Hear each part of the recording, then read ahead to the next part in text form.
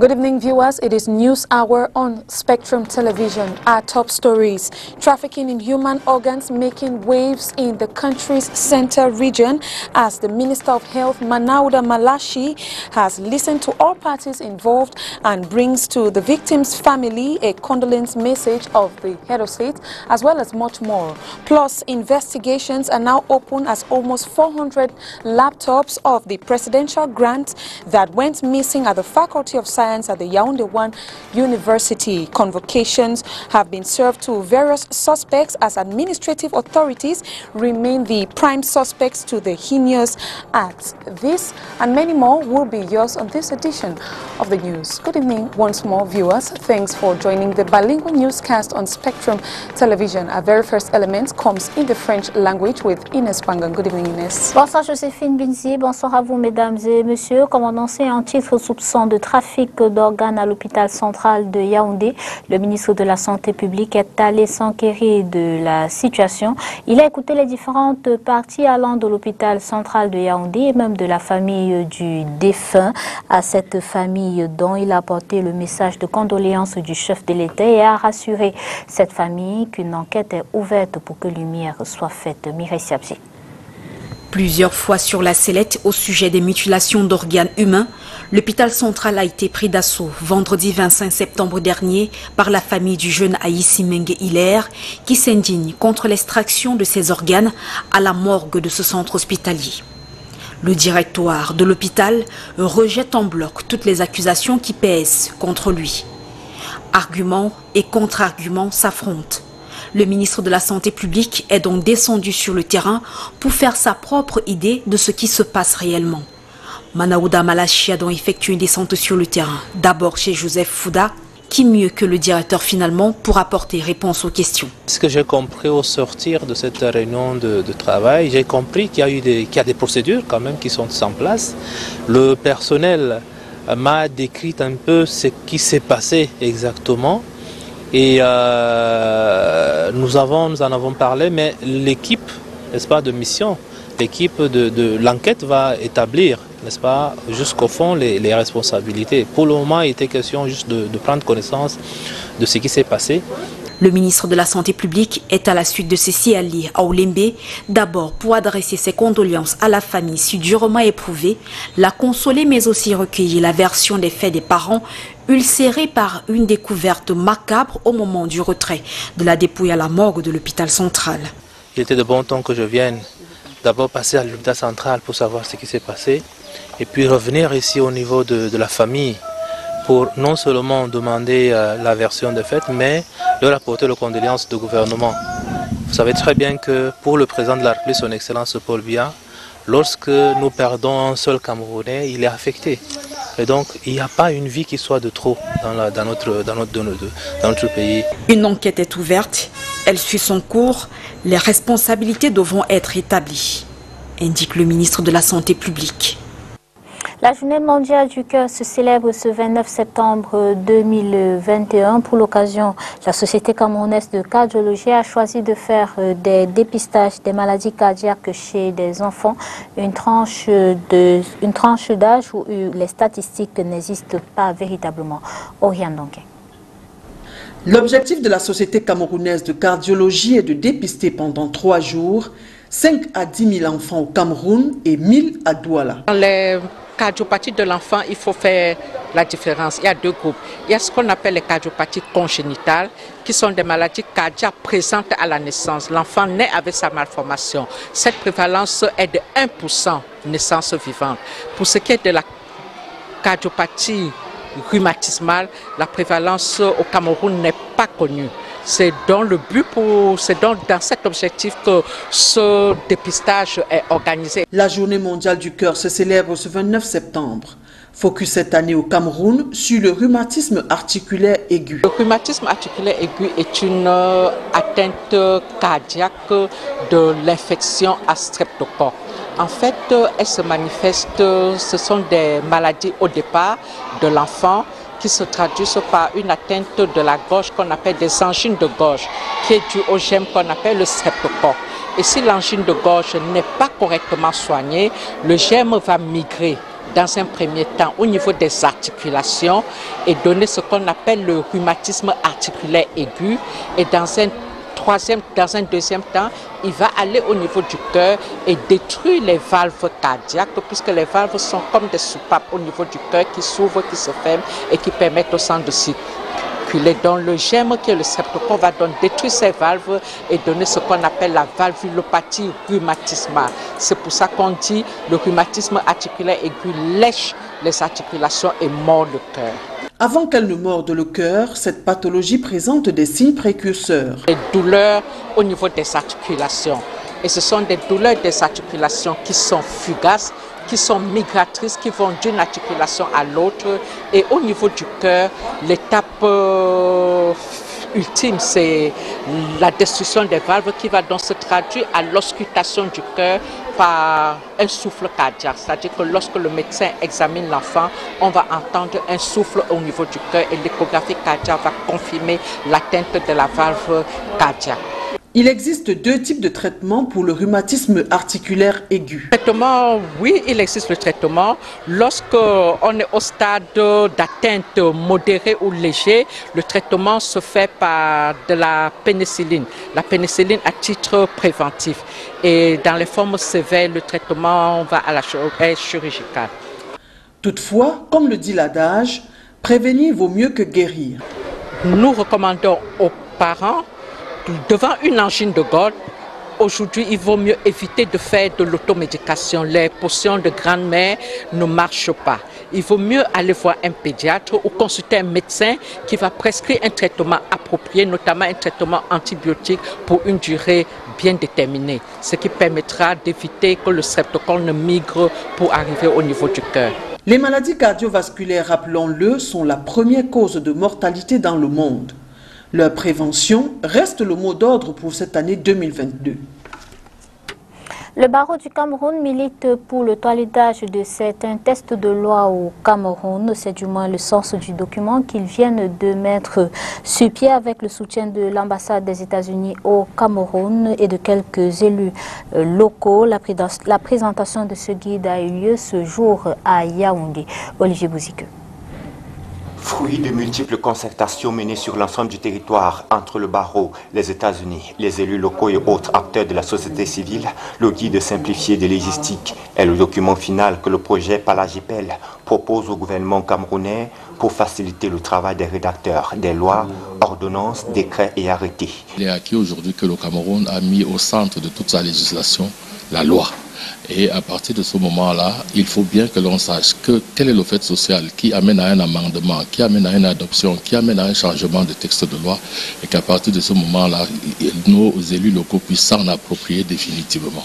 De la légistique à la phase de promulgation d'un texte, le guide renseigne sur les meilleures techniques de conception, d'élaboration, de rédaction des textes, en tenant compte, par exemple, de la syntaxe, du bilinguisme, bref, des dispositions que la Constitution camerounaise prévoit en la matière. L'objectif étant de perfectionner l'état de droit. Pour ce faire, le projet Palagipel propose un recueil d'une dizaine de textes en vigueur qu'il faut impérativement relire. Le projet visait à amener les différents élus locaux à améliorer la qualité de la loi, à prendre en compte de manière systématique le caractère bijural de l'État du Cameroun, à prendre surtout en compte le caractère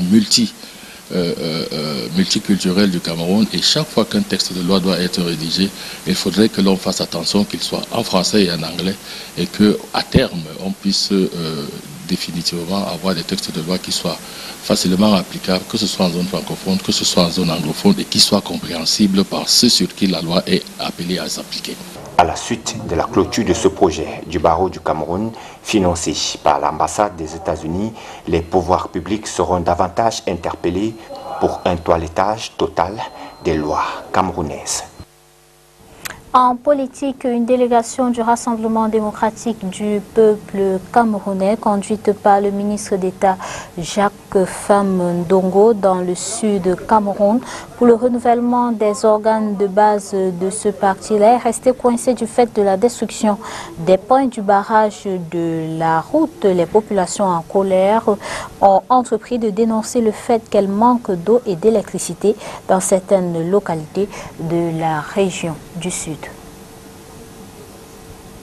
Et nous continuons de parler de renouvellement des organes de base au Rassemblement démocratique du peuple camerounais, cette fois en langue anglaise avec vous, Joséphine Binti. Of course, before we go into that report, onto this brief, a curfew has been put in place in several localities in the northwest and southwest regions in order to inhibit the observation of the 1st of October, which has been a pivot of controversies in Cameroon's Anglophone regions for the past 4 years. Commercial bike riders will equally follow suit, as they have continually been the primordial enablers of kidnappings and banditry. Controversy continues to surround the reorganization of the CPDM party in the Meme division, as Gregory Mewanu has been declared winner over his former Honorable Lawson Tabot. Details with Catherine Kony. 2 ans après l'organisation par le gouvernement du Grand Dialogue national pour juguler la crise anglophone, la société civile fait le point des activités menées jusqu'ici. S'intéressant particulièrement aux violences basées sur le genre dans la crise socio-sécuritaire dans le nord-ouest et le sud-ouest, la plateforme des femmes camerounaises pour le dialogue national se dit choquée par la poursuite du conflit sur le terrain. Nous sommes particulièrement choqués des derniers événements au Cameroun et surtout des dynamiques nouvelles de conflit. Si nous prenons le cas de Mirabel Lingom, c'est une dynamique que nous n'avions pas avant et qui s'ajoute à la guerre et au conflit du nord-ouest, sud-ouest, Boko Haram, etc. Nous sommes en tant que femmes obligées d'accompagner nos sœurs, nos filles qui sont victimes au quotidien des affres de la violence ou bien des violences basées sur les gens, des violences suite à la guerre, etc.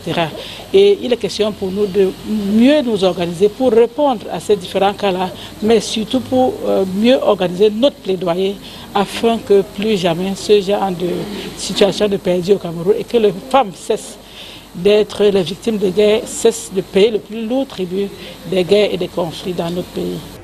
Cette plateforme recommande alors la sensibilisation au-delà de la prise de conscience collective. Il faut dire qu'il y a ce qu'on va appeler une prise de conscience des enjeux qui engagent notre société par rapport à tout ce qui est vécu comme violence basée sur le genre. Et il est important que les filles, les hommes et les femmes soient sensibilisés pour que la paix revienne dans notre pays et que la société soit véritablement humanisée. Un atelier de suivi et d'évaluation des actions menées par la plateforme des femmes camerounaises pour le dialogue national, créée en 2019, s'est tenu ce 28 septembre à Douala. We still go back to the controversy which surrounds the reorganization of the CPDM party in the Meme division, specifically in Kumba, following the results which have been proclaimed. However, Gregory Mewanu has been declared winner after a landslide victory over his incumbent Honorable Lawson Tabot. Catherine Kone with more.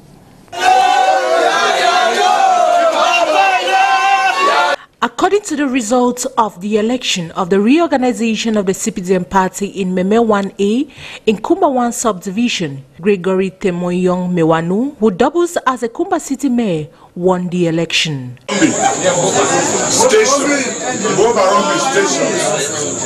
Honorable Tabot Lawson, 9. City Mayor Mewanu, 512.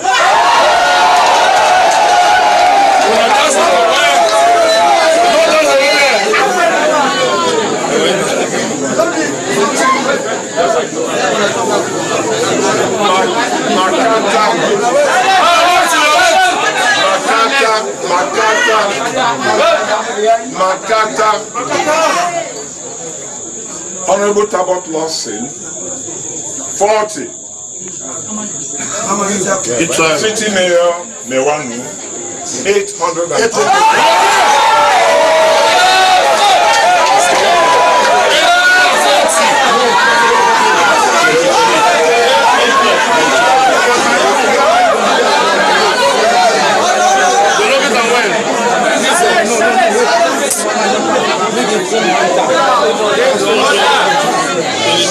In a victory speech shortly after the election of Tuesday, September 28, 2021, the President-elect Gregory Mewanu accepted his election and thanked the militants of the section who voted him. Kumba population, and I know my CPDM militants. I could recognize all of them coming out and going to vote for development, for the party, the CPDM party, to go to its highest height in Cuba, in Meme 1A. So I think I am absolutely satisfied, and I am very, very optimistic about the results. It is worth noting that the incumbent President, Honorable Lawson Tabot, who was absent during the declaration of the result, has rejected the election result, describing the election as illegal. Lutte contre le désordre urbain, le ministre de la Décentralisation et du Développement local a inauguré ce jour un marché baptisé Angola à Yaoundé. Le dit espace marchand compte environ 200 boutiques et a pour but d'aider au recasement de commerçants ambulants. Olivier Bouzique. Après 13 mois de travaux, voici le visage du tout nouveau marché Angola, doté de 6 blocs de bâtiments commerciaux bâtis sur une superficie de 3125 mètres carrés. L'ouvrage permettra de recaser environ 500 marchands ambulants ainsi que ceux installés à l'avenue Kennedy, selon le maire de la ville. Avec l'inauguration ce jour de ce complexe commercial, les vendeurs à la sauvette de l'avenue Kennedy jouent désormais les dernières minutes de leur présence sur la dite avenue. Ces grands hangars dédiés aux anciens vendeurs à la sauvette feront l'objet dans les prochains jours de travaux d'extension en hauteur ou en étage pour maximiser les places de ce marché. L'on décompte au total 176 espaces commerciaux de 8 à 50 mètres carrés, un bloc administratif avec toilettes publiques modernes, un local premier soin prévu comptant, un laboratoire pour des examens basiques. Aussi, un dispositif particulier a été mis en place pour prévenir les incendies. La construction de cet édifice inauguré par le ministre de la Décentralisation a permis en effet d'employer 550 Camerounais dans divers métiers de la construction et du bâtiment. Cet espace marchand est de nature à relever la capacité du bon fonctionnement de l'économie de la ville de Yaoundé, est de nature à mettre fin durablement au désordre urbain, et de nature à promouvoir le respect de l'environnement. En attendant la réalisation prochaine d'un projet de construction des parkings au cœur du centre-ville de Yaoundé, le maire indique que la cour intérieure du marché sera utilisée comme parking pour les clients avant sa transformation plus tard en un espace de jeu pour enfants. À l'université de Yaoundé 1, les suspects ont été convoqués ce jour au tribunal criminel spécial à Yaoundé, entre autres le doyen de la faculté des sciences, le président et la vice-présidente de l'association des étudiants de la dite faculté, Léla Rengonce. 29 septembre 2021, début des auditions au tribunal criminel spécial dans l'affaire du vol de près de 400 ordinateurs PB-HEV, dont du chef de l'État à la faculté des sciences de l'université de Yaoundé 1.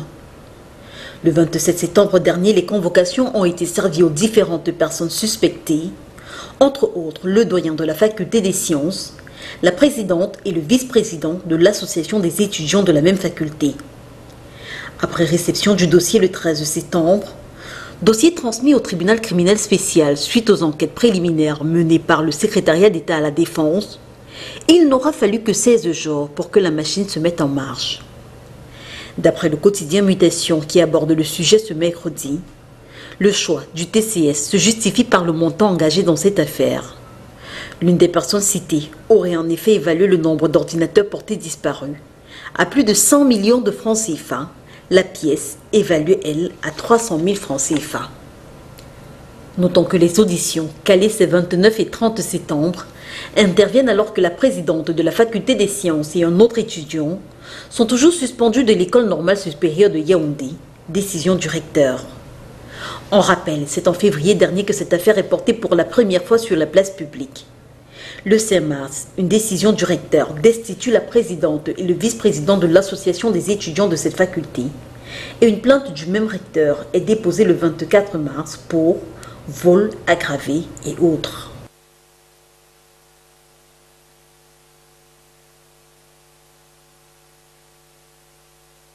Nous continuons ce journal avec vous, Joséphine Bilzi. Of course, a network of illicit wine production in PK13 has been fished out and presented to the press this day, September 29, 2021. Let's get more details with the story that follows.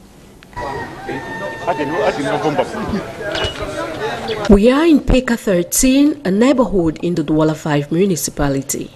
Here, a network of illicit wine production has been fished out by the elements of the 13th District Police Station. According to the commissioner of the 13th District Police Station, a neighbor who had noticed the frequent and regular movement of a taxi driver into this compound, which for no reason was permanently locked down. The police alerted the police immediately stationed an observer to monitor every movement made around this compound. This day, the taxi driver drove by as reported by the neighbor, which led to his arrest. Vous voyez la maison en face, c'est elle, une dame qui était là, qui jouait le rôle de guetteur. We stationed an observer just around this house over here. This permitted us to monitor the movement of the driver transporting the liquor, which helped us prepare our operation, leading to the arrest. Avec du vin. Et nous avons préparé notre opération et c'est ainsi que nous avons pu, de manière flagrante, mettre la main sur les intéressés avec les produits que vous avez vus. Caught pants down, the driver refused knowing anything about this illicit production. Je ne connais pas, c'est lui-même qui charge comme ça avant de dire là-haut. I don't know anything. I was hired to come and transport this wine you see here, but I know nothing about the production. Non, il a dit qu'on va prendre le vin à 12. Point. Pour quelle destination? Il n'a pas de destination. However, the taxi driver and two other workers in this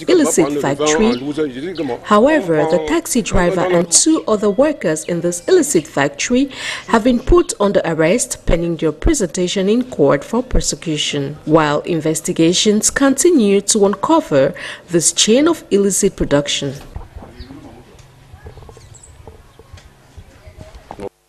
Ibrahim. We turn into our third page with Ibrahim Bombon-Joya with French.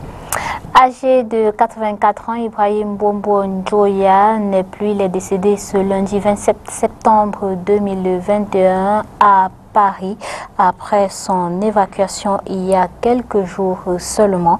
Il a connu une longue carrière politique et administrative couronnée par son intronisation comme roi des Bamoun. Ses camarades du RDPC et des historiens lui rendent hommage dans son reportage que signe Mireille Sabzi.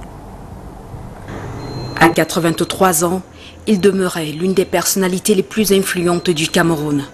Le 19e sultan, roi des Bamoun, est décédé à l'hôpital américain de Paris. Il y avait été admis d'urgence à la mi-septembre, en provenance du centre des urgences de l'hôpital central, où il avait été admis au bord de cette ambulance, partant de chez lui, de ses deux pieds, à la suite d'une contamination au coronavirus. Pourtant, il avait pris son vaccin. Par sa disparition, sonne le glas d'une ère pour les Bamoun, ce peuple installé depuis 7 siècles dans les montagnes de l'Ouest Cameroun, précisément dans le département du Noun. Certains historiens se souviennent de lui comme d'un homme intègre. Il a marqué également son passage par une certaine tolérance politique. Vous savez que dans le royaume Bamoun cohabitaient deux formations politiques dirigées par des Bamoun, l'un étant le souverain et l'autre étant le sujet, mais qui ont cohabité. Et le sujet est arrivé au sujet de vaincre le souverain, puisqu'il est devenu le maire de la ville à plusieurs reprises, mais le souverain n'en a pas tenu une rancune ténace. Sénateur RDPC, le sultan Ibrahim Bombondjoya était donc également le roi des Bamoun. L'homme caractérisé par une riche culture était le descendant de Charien, venu de la plaine Tikar en 1934. Fils de Seydou Njimolu, Ibrahim Bombondjoya est né le 27 octobre 1937 à Fumban. Le 10 août 1992, il est intronisé sultan, roi des Bamoun, à la suite du décès de son père. C'est important. Vous savez, les Français avaient interdit l'Ongon. L'Ongon qui était dans ce mouvement culturel et même sociopolitique des Bamoun, où ils exprimaient leur sociabilité et leur réconciliation chaque fois. Donc, Bombondjoya a réussi à refaire renaître l'Ongon. Vous voyez, son grand-père a fait la langue, et lui, il a fait donc ce retour à la tradition qui me semble suffisamment importante. Pour ce qui est de sa carrière politique, l'histoire enseigne qu'en 1984, Ibrahim Bombondjoya est d'abord membre haut placé de l'UNCDA Madoua Idjo. En 1985, il rejoint dès sa création le bureau politique et le comité central du RDPC, le parti au pouvoir.